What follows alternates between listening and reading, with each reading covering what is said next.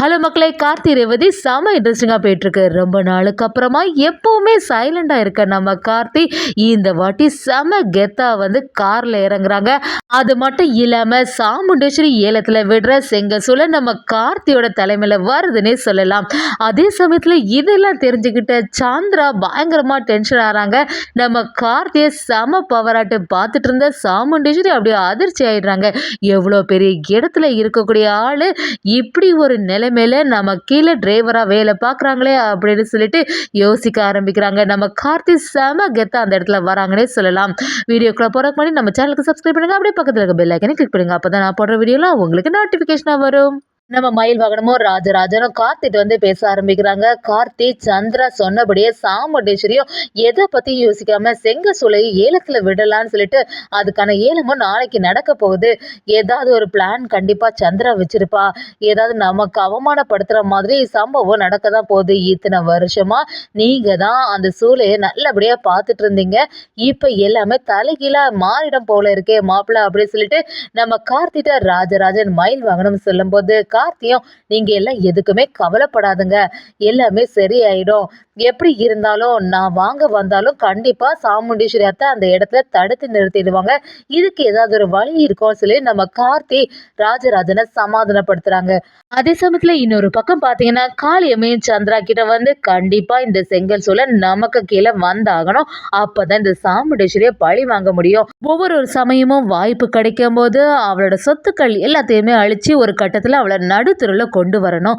அதுதான் நமக்கு ரொம்பவே நல்லது. அதுக்கான வேலைகளை பார்க்கணும் சந்திரா.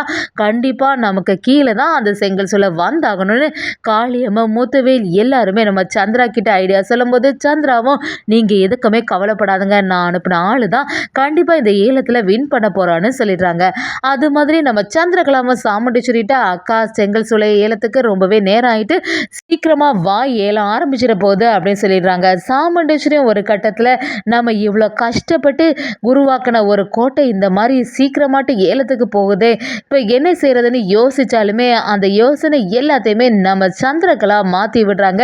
இப்போ எதுக்குக்கா கவலைப்பட்டுட்டு இருக்க, தேவையில்லாமல் அந்த சூழலை நமக்கு எதுக்கு, அப்படி சேல்ஸ் பண்ணிடுவோம். அது இருக்க வரைக்கும் நமக்கு பிரச்சனை வந்துட்டு தானே இருக்கும்.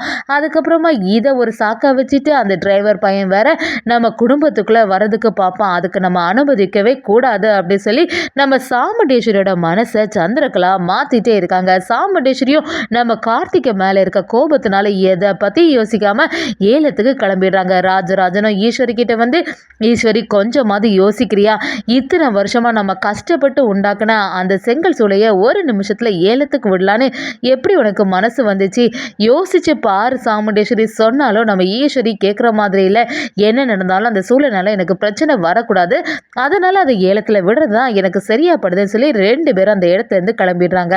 ஏலமா ஆரம்பிச்சுட்டு கரெக்டா எல்லாருமே ஒவ்வொரு டிமாண்டை வைக்க ஆரம்பிக்கிறாங்க. எங்களுக்கு இவ்வளோ ரூபாய் வேணும் அப்படின்னு சொல்லிட்டு ஒவ்வொரு ஆட்களாக கேட்க ஆரம்பிக்கும் போது நம்ம சந்திராவும் அவங்க அனுப்பின ஆளை வச்சு பேச ஆரம்பிக்கிறாங்க. சரி இவ்வளோத்துக்கு வாங்க அப்படின்னு சொல்லிட்டு ஒவ்வொரு ஆளாட்டு ரூபாவை ஏற்றி கேட்டுட்டு இருக்கும்போது ஒரு கட்டத்தில் ஒருத்தங்க அதிகமான அமௌண்ட் வைக்கும்போது சரி வேற யாராவது இதை வாங்க விரும்புறீங்களான்னு கேட்குறாங்க. வேற யாருமே எதிர்த்து பேசாதனால அவங்களுக்கே போயிடுது. கரெக்டாக ஏலம் முடிஞ்சதும் அந்த ஆளை சொல்ல ஆரம்பிக்கிறாங்க, நான் எல்லாம் சும்மா தான், அவங்களோட மேனேஜர் தான், எங்களோட உரிமையாளர் நான் பின்னாடி வந்துட்டு இருக்காங்க அப்படின்னு சொன்ன உடனே எல்லாரும் ரொம்ப எதிர்பார்ப்பாட்டு யாரா இருக்கோம் அப்படின்னு சொல்லிட்டு திரும்பி பார்க்குறாங்க. நம்ம கார்த்தி செம மாசாட்டு பழைய மாதிரி அவங்களோட கார்ல வந்து இறங்குறாங்க. இது யாருமே கொஞ்சம் கூட எதிர்பார்க்கல. அதை பார்த்தோன்னே சாமுண்டீஸ்வரி அப்படியே அதிர்ச்சி ஆயிடுறாங்க. சந்திரகலாவும் என்னது இது கடைசி நேரத்தில் இவனா இந்த செங்கல் சூளையை வாங்கினா எப்படி சொதப்பிட்டு இந்த வாட்டியை நம்ம இவங்கிட்ட சிக்கிட்டோமா, நம்ம ஒரு பிளான் போட்டால் எல்லாத்தையுமே இவன் தகர்த்து எறிஞ்சிடறானே, எப்படியாவது அக்கா கிட்ட உள்ள செங்கல் சூளை நமக்கு கீழே வந்துடும்னு பார்த்தா இதையும் இவன் மாற்றி விட்டுட்டானே அப்படி சொல்லிட்டு சந்திரகலா ஒரு பக்கமா கார்த்தியை ரொம்பவே எரிச்சலோடு பார்க்கும்போது சாமுண்டீஸ்வரி அப்படியே அதிர்ச்சி ஆயிடுறாங்க. ஏன்னா இவன் மறுபடியும் ஏமாத்திட்டானு சொல்லி நம்ம கார்த்தி அந்த இடத்துல வந்து சைன் எல்லாம் போட்டு நான் தான் இதை வாங்க போறேன்னு சொல்லி செம கெத்தா அந்த இடத்துல நிற்கிறாங்க. இதை கொஞ்சம் கூட சாமுண்டீஸ்வரி எதிர்பார்க்கவே இல்லை. சந்திரகலாவும் இந்த சான்ஸை நம்ம விடக்கூடாதுன்னு சொல்லி சாமுண்டீஸ்வரி கிட்ட பேச போறாங்க. என்னக்கா பாத்தியா கடைசி நேரத்தில் இந்த டிரைவர் பையன் செய்த வேலையை இவன் அவன்கிட்ட இருக்க பணத்தை யூஸ் பண்ணி எல்லா ஃப்ராடு வேலையும் பண்ண ஆரம்பிச்சிட்டான் பாத்தியா. ஒன்னா எல்லா விஷயத்துலயும் ஏமாத்திட்டு தான் இருக்கான். இப்ப கூட அவனே நேரடியா வந்தார். எங்க நம்ம செங்க சூளையை கொடுக்க மாட்டோமோன்னு சொல்லி அவன் கீழே உள்ள ஏதோ ஒரு ஆளை அனுப்பி இப்ப பாத்தியா என்ன வேலை செய்திருக்கான்னு சொல்லி இவனை போய் இத்தனை நாளா நீ நம்பிட்டு இருந்திருக்கே அப்படின்னு சாமுண்டேஸ்வரி கிட்ட கேட்கும்போது சாமுண்டேஸ்வரி சந்திரகலா கிட்ட நீ சொல்றது எல்லாமே சரிதான். இப்போ கூட ஃப்ராடு வேலையை தான் பண்ணி வச்சிருக்கான். அவனோட குடும்பமே இந்த மாதிரி தான் அப்படின்னு தெரிஞ்சுதான் நான் ரேவதி இப்படி பிரிச்சு வச்சிருக்கேன். இருந்தாலுமே இப்படி செய்வான் நான் கொஞ்சம் கூட எதிர்பார்க்கவே இல்லை சந்திரா. இந்த செங்கல் சொல்ல கண்டிப்பா இவன் கீழே போகவே கூடாது அப்படின்னு சொல்லிட்டு நம்ம சாமுண்டேஸ்வரி சந்திரா கிட்ட சொல்லிட்டு இருக்காங்க. ஒரு கட்டத்துல எல்லா ப்ராசஸும் முடிஞ்சோடனே சாமுண்டேஸ்வரி நம்ம கார்த்திட்ட வந்து என்ன ஜெயிச்சிட்டேன்னு நினைச்சிட்டு இருக்கியா? எவ்வளவு தைரியம் இருந்தா இவ்வளவு ஏமாத்தி இந்த சூளையை வாங்கியிருப்பேன். ஏற்கனவே உனக்கு எனக்கு ஆகாதுன்னு தெரியும்ல. இந்த குடும்பத்துக்கும் அந்த குடும்பத்துக்கும் எப்பவுமே ஒண்ணு சேர முடியாது. அப்படிப்பட்ட இடத்துல எதற்காக என்னோட செங்கல் சூளையே நீ வாங்க போற அப்படின்னு சொல்லி நம்ம கார்த்திகை மேல சாமுண்டேஸ்வரி பயங்கரமா டென்ஷன் ஆறாங்க. நம்ம கார்த்திக் சாமுண்டேஸ்வரி கிட்ட வந்து அத்தை நான் சொல்றத கொஞ்சமாவது பொறுமையா கேளுங்க. அந்த செங்கல் சூளை ஏலத்துக்கு வந்தது அங்க உள்ள தொழிலாளர்கள் எல்லாமே என் மேல எவ்வளவு நம்பிக்கை வச்சிருக்காங்க. அதுக்காக தான் நான் அதை ஏலத்துல எடுத்தேன். அதுக்காக நான் உங்களை ஏமாத்திட்டேன்னு சொல்லிட்டு இப்படி எல்லாம் சத்தம் போடாதுங்க அப்படின்னு சொல்றாங்க. என்னதான் நடந்தாலும் சாமுண்டேஸ்வரி இந்த வாட்டி நம்ம கார்த்தியை மன்னிக்க மாதிரி இல்ல.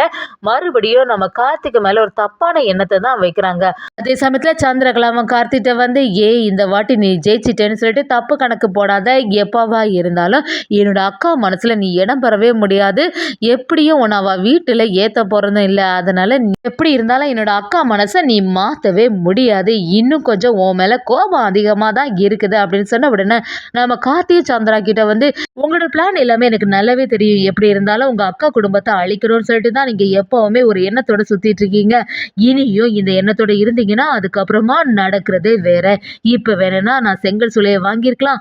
அதுக்கப்புறம் ஏதாவது ஒரு பிரச்சனை பண்ணீங்கன்னு வச்சிங்களா நான் சும்மா பார்த்துட்டு இருக்க மாட்டேன். இது வரைக்கும் பண்ணதோட நிறுத்திடுங்க. இனிமே இந்த பிரச்சனையில தலையிடாதுங்க சொல்லி நம்ம கார்த்தி சாம மாசா சந்திராவை வெறுப்பேத்தி விடுறாங்க.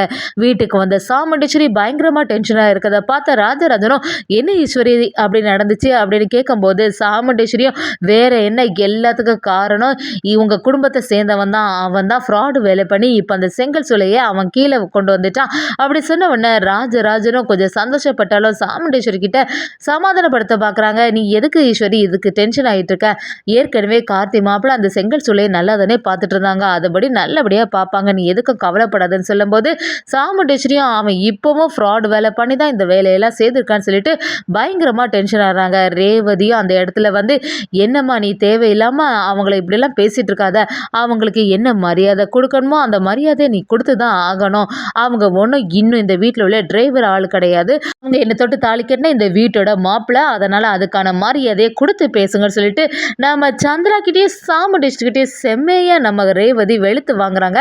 அதே சமயத்துல சந்திராவும் இதை விடுற மாதிரி இல்ல. சாமுண்டேஸ்வரி கிட்ட இன்னும் கொஞ்சம் சொல்லி சொல்லி எப்படியாவது இந்த ரேவதி கார்த்தி கூட சேராம இருக்கணும் அப்படிங்கிற மாதிரி ஊசி பேத்தி விட்டுட்டு இருக்காங்கன்னே சொல்லலாம்.